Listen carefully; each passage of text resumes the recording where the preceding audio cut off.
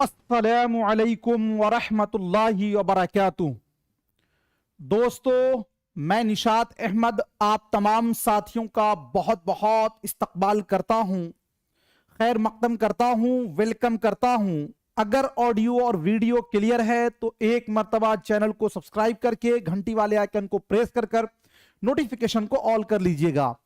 न कर तकदीर का शिकवा मुकद्दर आजमाता जा, न कर तकदीर का शिकवा मुकद्दर आजमाता जा, मिलेगी खुद ब खुद मंजिल कदम आगे बढ़ाता जा।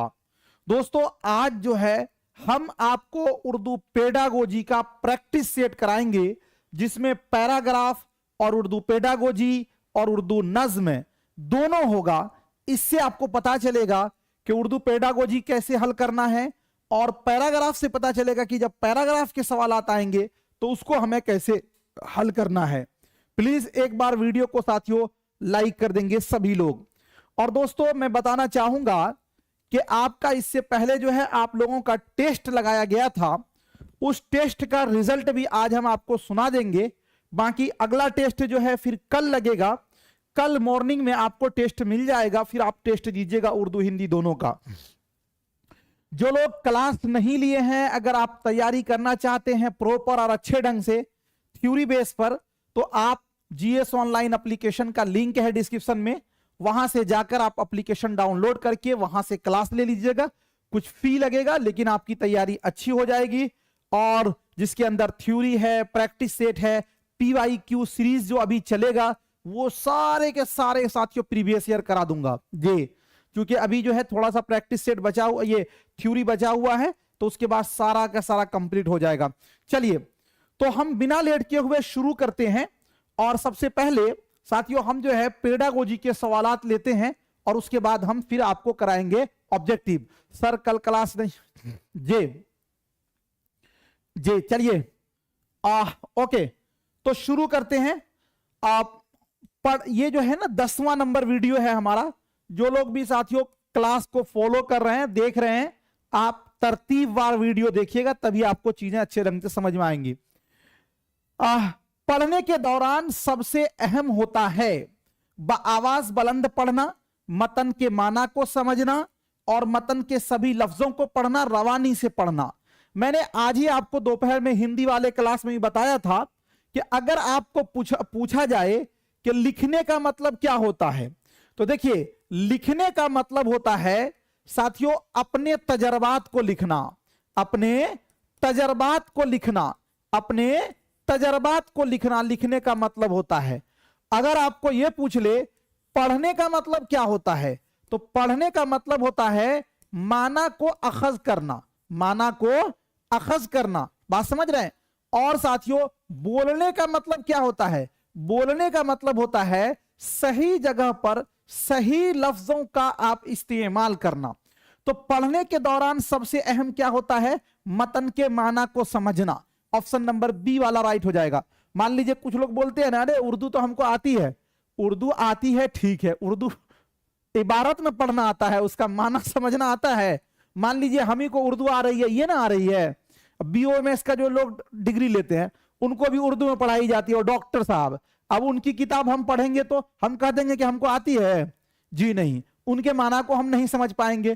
तो पढ़ने का मेन अर्थ होता है माना को समझना, न कि उसकी रीडिंग देना, ये नहीं होता है। तो पढ़ने में साथियों सबसे अहम क्या होता है? मतन के माना को समझना।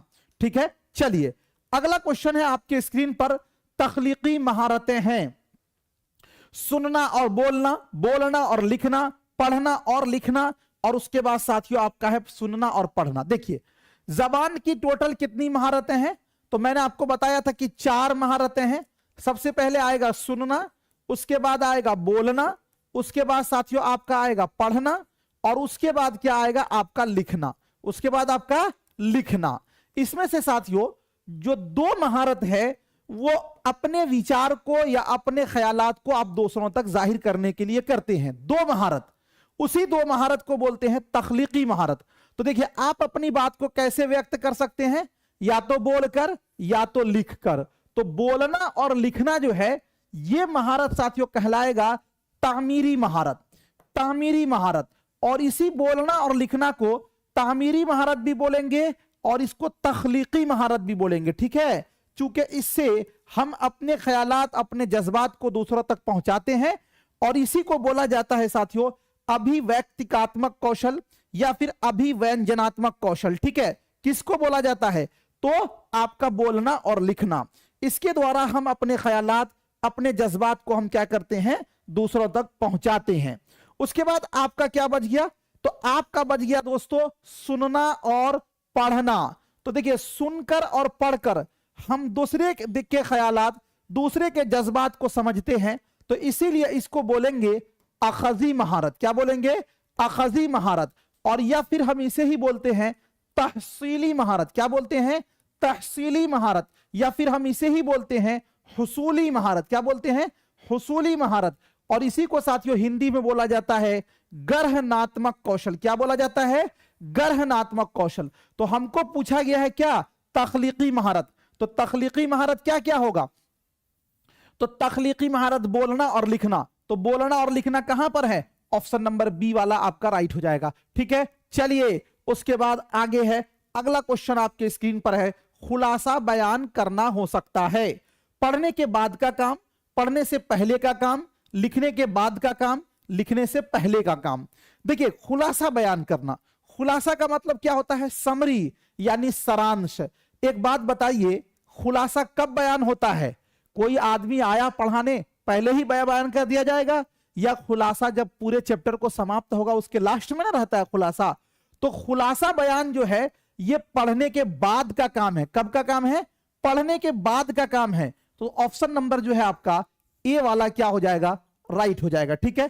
अगला क्वेश्चन आपके स्क्रीन पर है, साजिदा किसी किताब के औराक को पलटकर देख रही है, इस तरह वो क्या कर रही है? तस्वीरें देख रही है, संजीदगी से पढ़ रही है, किसी मखसूस चीज की तलाश कर रही है, सरसरी मुताला कर रही है।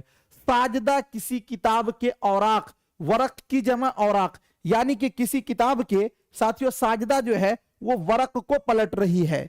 तो इसका मतलब ये होता है कि किसी भी किताब के वरक को पलटने का अर्थ ये हुआ कि वो कोई खास चीज को खोज रही है। तो आपका होगा किसी मखसूस चीज की तलाश कर रही है, ठीक है। अब कहिएगा सर सरसरी मुताला क्यों नहीं होगा? अगर उसमें यह रहता कि साजिदा किसी खास या मखसूस चीज को तलाश कर रही है तब होता सरसरी मुताला। लेकिन यहां पे केवल कहा गया कि किसी किताब के औराक को उलट पलट कर रही है, तो कोई मखसूस चीज तलाश कर रही है। ऑप्शन नंबर जो है सी वाला आपका राइट हो जाएगा। अगला क्वेश्चन है, एक उस्ताद अपने तलबा से किसी ऐसे वाकये, एक उस्ताद अपने तलबा से किसी ऐसे वाकये को तहरीर करने के लिए कहता है जिसमें उन्हें गम, हैरत या खुशी का तजर्बा हुआ हो।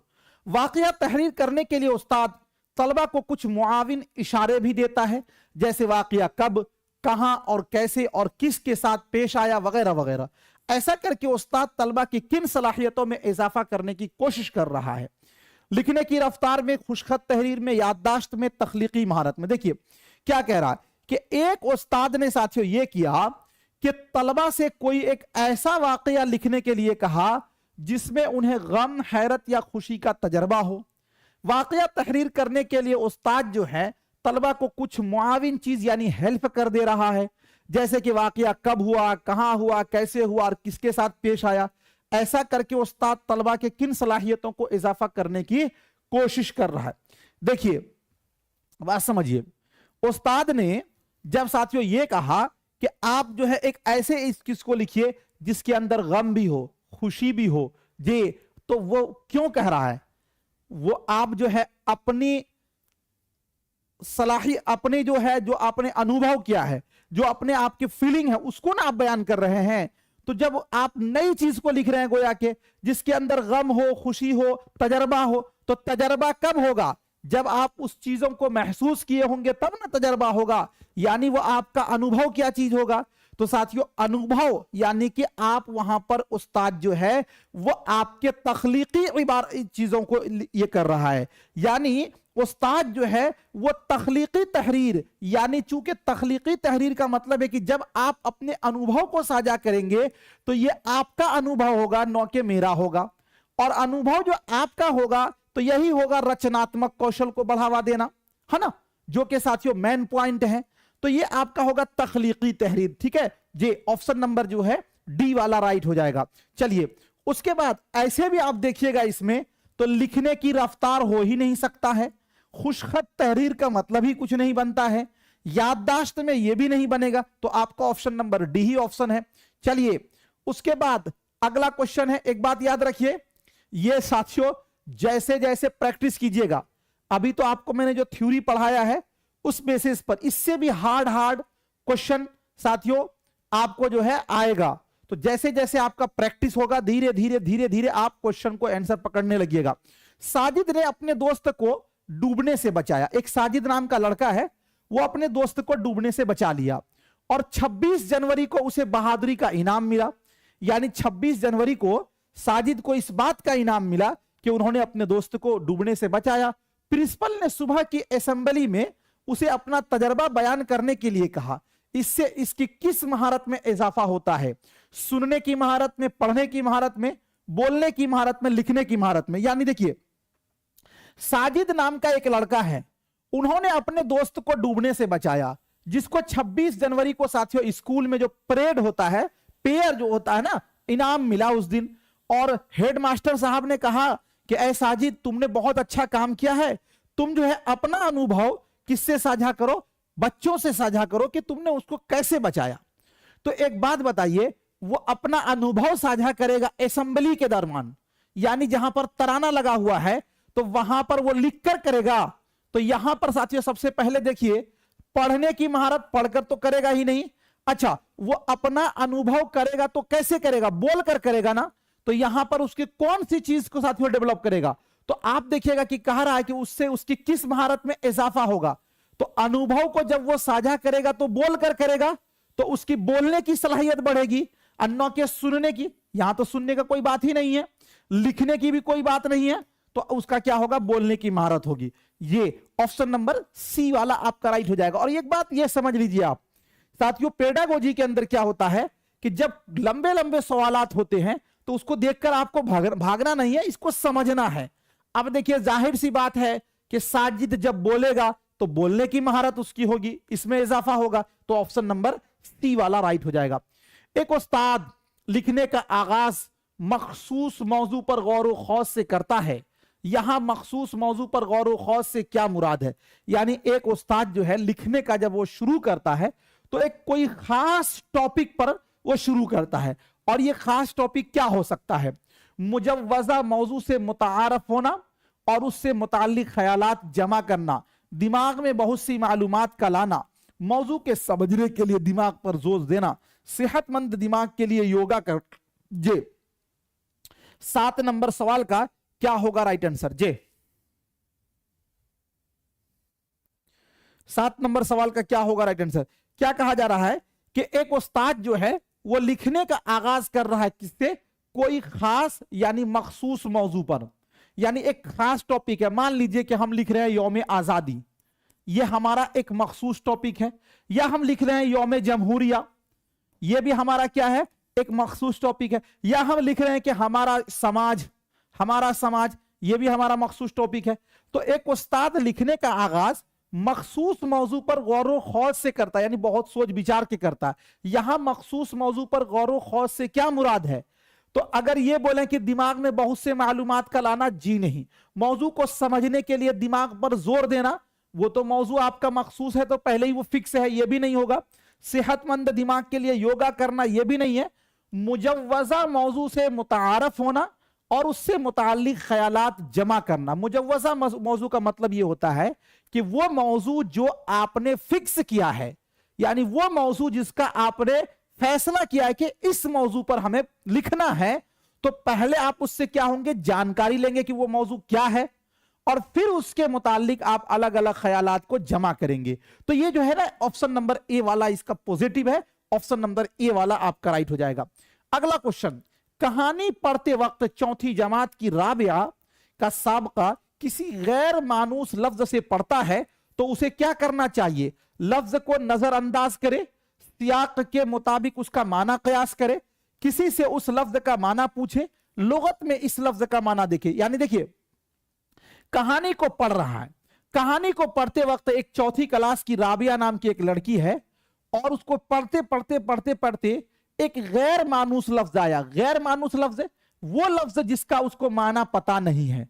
तो उस सूरत में आप क्या करेंगे? मान लीजिए कि साथियों अभी आप मोबाइल चला रहे हैं, अब मोबाइल चलाते चलाते उसमें इंग्लिश में कोई मैसेज आता है, आपको पता नहीं होता है, आप थोड़ा सा इंग्लिश अगर आपको नहीं आती है, आगे पीछे आप दिमाग लड़ाते हो कि अरे क्या है, आप आगे पीछे करके आप मैसेज का माना समझ लेते हैं। आगे पीछे जो करके समझे, यानी अगर किसी लफ्ज का माना आपको पता नहीं है तो आगे पीछे जो करेंगे तो वो खुद से करेंगे ना, और जब खुद से कीजिएगा तो आपका साथियों जो खुद से आगे पीछे करके यानी माना समझने का सलाहियत बढ़ेगा। एक में कीजिएगा, दो में कीजिएगा, तीसरे में कीजिएगा, चौथे में आपका ऑटोमेटिकली हो जाएगा। तो यहां पर जो गैर मानूस लफ्ज आया है, अगर हम लफ्ज को नजरअंदाज कर देंगे तो उसका तो माना का पता नहीं चलेगा। किसी से उस लफ्ज का माना पूछ लेंगे। एक बात बताइए, किसी से कब तक पूछेंगे? जबकि हमको एनसीएफ 2005 ये कहता है कि खुद से करना है, तो किसी से पूछने का हमारी सलाहियत नहीं बढ़ेगी, निखार नहीं होगा, तो ये वाला भी नहीं होगा। लोगत में उस लफ्ज का लोगत में माना देखेंगे तो उससे हमारी सलाहियत बढ़ेगी, सोचने का क्षमता बढ़ेगा, नहीं ना बढ़ेगा, ये भी नहीं होगा। सियाक के मुताबिक उसका माना कयास करेंगे। सियाक का मतलब होता है संदर्भ के अनुसार। जैसे आपके मोबाइल में मैसेज आता है, आपको इंग्लिश नहीं आती है तो आप क्या करते हैं? आप आगे पीछे करके माना को पता करते हैं, तो वही संदर्भ हुआ, वही सियाक हुआ। तो यहां पर भी अगर कोई ऐसा लफ्ज आ गया जिसका राबिया को माना पता नहीं है तो वो उसको सियाक में करेंगे। अच्छा, सियाक में क्यों करेंगे? सियाक में इसलिए करेंगे कि उसमें खुद से करने का फीलिंग होगा, उसमें खुद से करना होगा, इसीलिए। तो ये आपका जो है ऑप्शन नंबर बी वाला आपका क्या हो जाएगा? राइट हो जाएगा। जे उसके बाद आगे है जे। अगला क्वेश्चन है आपके स्क्रीन पर, कहा जा रहा है कहानी सुनाना तदरीस का एक तरीका है जो आमोजगार की डॉट डॉट में इजाफा करता है। सिर्फ बोलने की महारत में, पढ़ने और लिखने की महारत में, सुनने और बोलने की महारत में, सिर्फ सुनने की महारत में। सबसे पहले आप यहां पर एक चीज आप समझ लीजिए, उसके बाद आप आगे बढ़ेंगे तब आपको समझ में आएगा। कहानी सुनाना तदरीस का एक तरीका है, मतलब कहानी सुनाना शिक्षण का एक क्या है? तरीका है, मेथड है, जो आमोजगार की डॉट डॉट में इजाफा करता है। मतलब आप देखिएगा भाषा के क्लास में आपको कहानी सुना जाएगा। कहानी सुनने से क्या फायदा होगा? कहानी सुनने से सबसे एक बड़ा फायदा यह होगा कि आपको लफ्जों का इस्तेमाल करना आएगा। कहानी सुनने से सबसे बड़ा फायदा यह होगा कि आपको लफ्जों को उतार चढ़ाव आएगा और उसमें गैर मानूस लफ्ज आएंगे जी, मुहावरा जरबुल मसल का इस्तेमाल पता में आएगा। तो अब यहां पर हमको यह क्वेश्चन कहा जा रहा है 9 नंबर का साथियों कि कहानी सुनाना, सुनाना सुनने की बात नहीं है, गौर कीजिएगा। कहानी सुनाना तदरीस का एक तरीका है जो आमोजगार की डॉट डॉट में इजाफा करता है। तो मान लीजिए आमोजगार कहानी जब इसको सुनाया जाएगा तो उस्ताद न सुनाएंगे तो आमोजगार क्या करेगा? ये सुनेगा, कहानी को सुनेगा ना।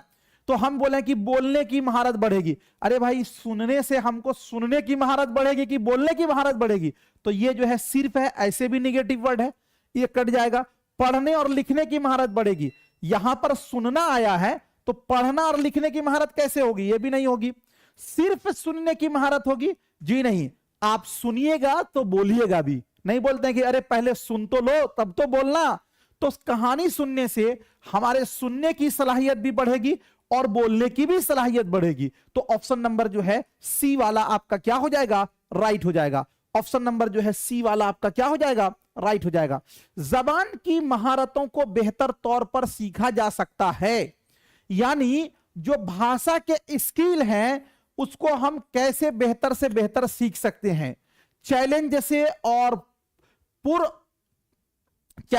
पुर और मिकनाकी मश्क के जरिया, महज तहरीर और इम्तिहान और तफवीजात के जरिया, जब उन्हें अलग पढ़ाया जाए, यानी एक वक्त पर एक महारत, अगर चारों महारतों की तदरीस मरबूत तरीका से हो। देखिए क्या कहा जा रहा है कि जो जबान की महारत है, तो जबान की कितनी महारत है साथियों? 4 महारत है। कौन कौन से? सुनना, बोलना, और उसके बाद आपका पढ़ना, और उसके बाद आपका लिखना।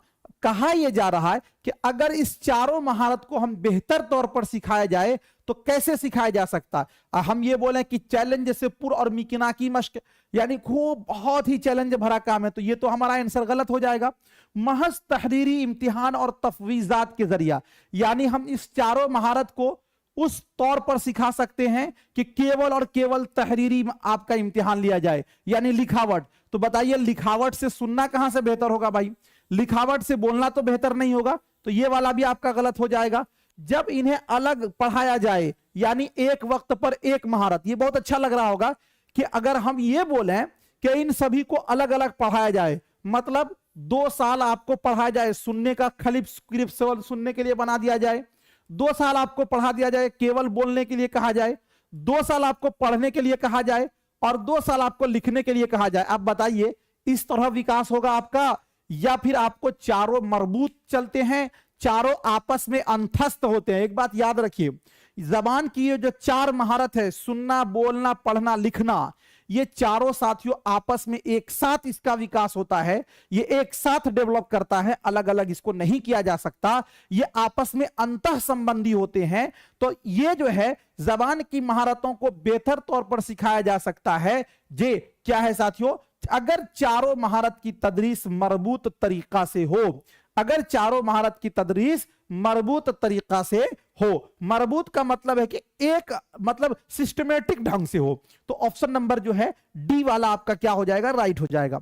अगला क्वेश्चन है, कोई एक जबान डॉट डॉट रस्मुल खत में लिखी जा सकती है? हां, इसमें थोड़ा बहुत रद्दो बदल हो सकता है। महदूद, तमाम, 3 और 1। मैंने आपको बताया कि किसी भी जबान को आप कितने रस्मुल खत में लिख सकते हैं। तो साथियों किसी भी जबान को आप जितने रस्मुल खत का मतलब स्क्रिप्ट यानी लिपि, तो कोई भी जबान को आप किसी भी रस्मुल खत में लिख सकते हैं। तो ये साथियों कोई एक जबान तमाम रस्मुल खत में लिखी जा सकती है। ऑप्शन नंबर जो है बी वाला राइट हो जाएगा। जैसे देखिए अगर हम ये लिखें, आपको कहें आपको पानी लाओ, क्या लिखें?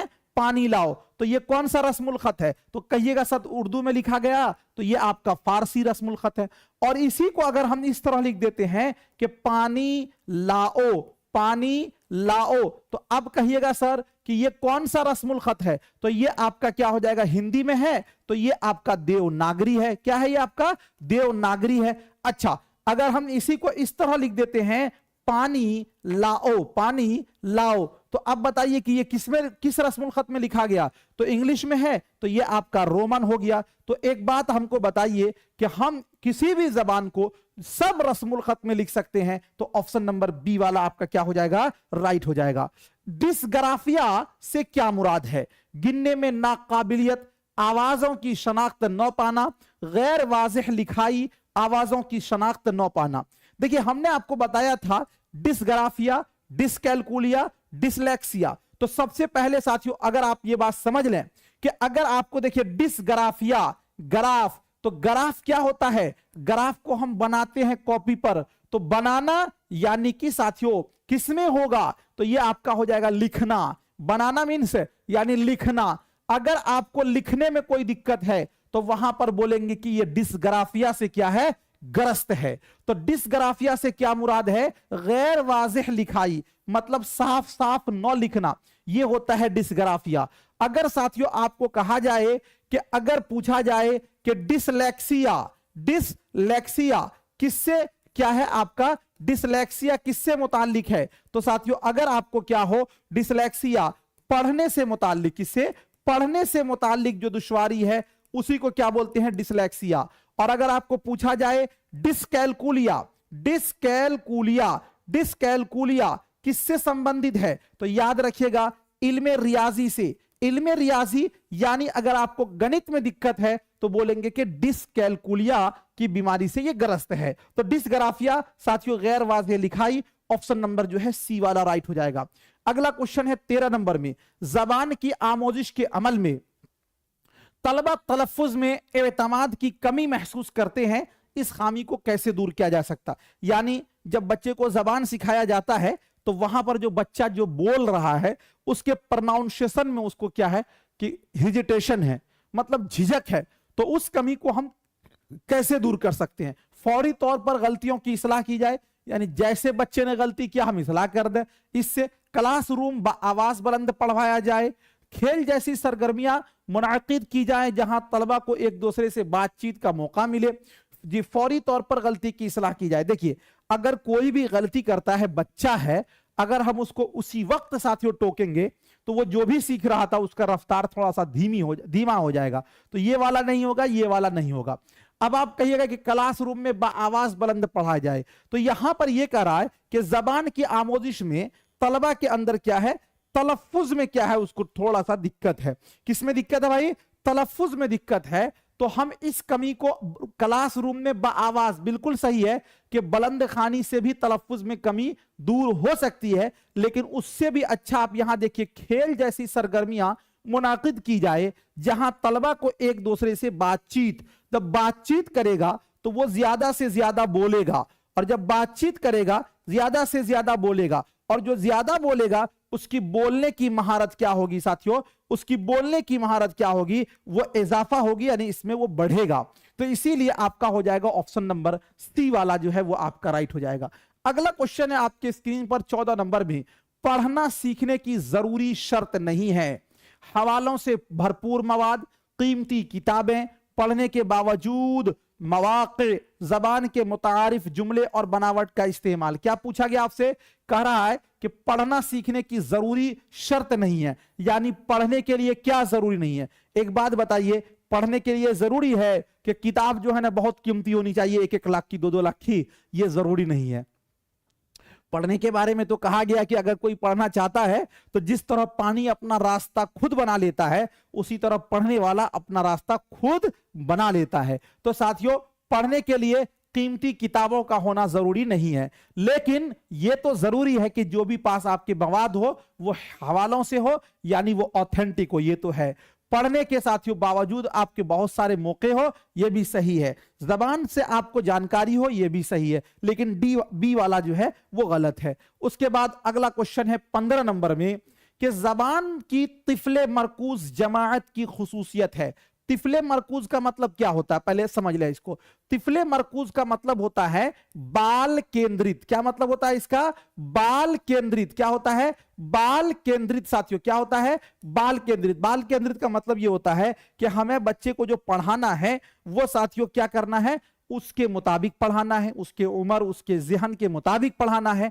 तो कहा जा रहा है कि जबान की तिफले मरकूज जमात, यानी एक क्लास वो है जो तिफले मरकूज है, यानी बाल केंद्रित है। तो इसकी खुसूसियत क्या है? मुअल्लिम हिदायत देता है। मुअल्लिम माने उस्ताद, यानी उस्ताद जो है वो क्या करता है? हिदायत देता है, और तलबा से उम्मीद करता है कि वो हिदायत पर अमल करे। मुअल्लिम हर दिन जांच का मंसूबा बनाता, यानी जो टीचर है ना डेली जो है ना वो जांच का क्या कर रहा है? रूटीन बना रहा है। तलबा प्रोजेक्ट तैयार करने के वाले इनफरादी तौर पर काम करते हैं, यानी तलबा जो है ना वो अलग अलग काम कर रहे हैं। तलबा तकसीरी ज़हानत वाले कामों के जरिया तलबा हदफ जबान में तामुलात करते हैं। यानी देखिए, तलबा तकसीरी ज़हानत वाले, तकसीरी ज़हानत का मतलब ये होता है कि अलग अलग दिमाग रखने वाले कामों के, यानी जिसमें बहुत सारा ये लगे, उसके लिए वो क्या कर रहे हैं? हदफ जबान। हदफ जबान का मतलब होता है मेयारी जबान। मेयारी जबान का मतलब होता है साथियों दूसरी जबान। क्या होता है? दूसरी जबान। यानी बच्चे जो है दूसरी जबान में वो क्या कर रहे हैं? तामुलात। तामुलात का मतलब होता है बातचीत करना। आपने सुना होगा कि बच्चे बातचीत से ज्यादा क्या करते हैं? जबान को सीखते हैं। यानी हमें बच्चे को बातचीत का मौका देना चाहिए। तो इसीलिए तामुलात जो है ये आपका पॉजिटिव है, और इसीलिए साथियों 15 का क्या होगा आपका? ऑप्शन नंबर जो है डी वाला आपका राइट हो जाएगा। ऐसे भी आप लोगों ने पढ़ा है कि लेवायुगोत्स्की का मानना है कि बच्चे कैसे सीखते हैं जबान? तो तामुलात से सीखते हैं। कैसे सीखते हैं? तामुलात से सीखते हैं। तो ऑप्शन नंबर जो है डी वाला आपका राइट हो जाएगा।